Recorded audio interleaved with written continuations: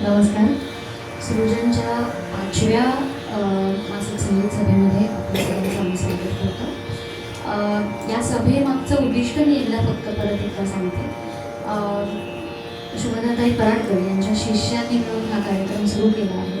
कार्यक्रमाचं उद्दिष्ट असं आहे की कसं होतं की सगळ्याच आपापल्या घरी रियाज करतायत, गातायत, शिकतायत, पण इथे मैफिलीसारखं तुम्हाला मांडणी करायची आहे असं म्हटलं की त्याच्यासाठी वेगळ्या पद्धतीने प्रिपरेशन केलं जातं आणि तेही गुरुच्या समोर. त्यामुळे त्याचा एक फरक पडतो. गुरुपौर्णिमेला आम्ही गातो, पण ते त्याच्यामध्ये पटापट 15-20 मिनिटात जे काय जमेल तेवढं गायलं जातं. पण इथे पूर्ण तुम्हाला तासभर गायचं आहे म्हटल्यानंतर जास्त चांगल्या तयारीने गावं लागतं. तर याची सवय सगळ्यांना व्हावी. आणि शिवाय आपल्या गुरूंची जी त्याच्याबद्दल काही विशेष टिप्पणी किंवा काही बोलणी खायची असतील तर तेही मिळावं या दृष्टीने हा कार्यक्रम सुरू केलेला आहे. आजची ही 5वी मैफिल आहे आणि ह्याची सुरुवात स्वरांगी गोटे हिच्या गाण्यापासून आपण करणार आहोत. स्वरांगी मला वाटतं यंगेस्ट स्टुडंट असेल आईची, युगाच्या पाठोपाठ. युगा सगळ्यात लहान, पण त्याच्या पाठोपाठ हीच मला वाटतं सगळ्यात यंगेस्ट असेल. कॉलेजमध्ये शिकते आहे आणि गाणं शिकण्यासाठी म्हणून खास मुंबईला आली आहे कोकणातली. आणि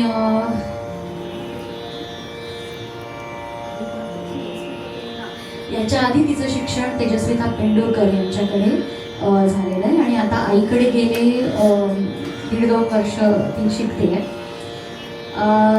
तर तिचं आपण एकदा स्वागत करूया.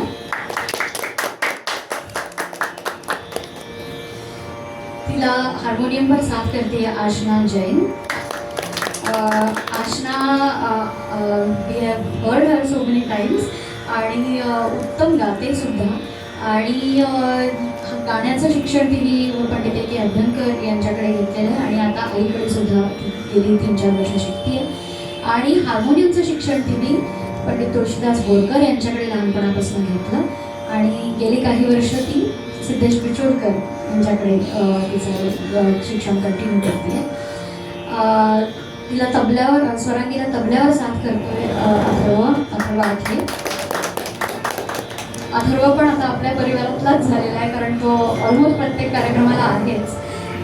अथर्वचं प्राथमिक शिक्षण तबल्यातलं हेरंब जुबळेकर यांच्याकडे झालं तर, आणि त्याच्यानंतर विश्वनाथ शिरोडकर यांच्याकडे झालं आणि आता तो पंडित प्रवीण करकरे यांच्याकडे तबल्याचे शिक्षण घेतो.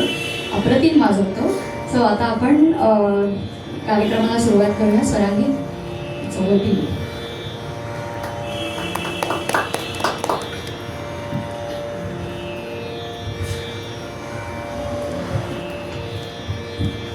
नमस्कार.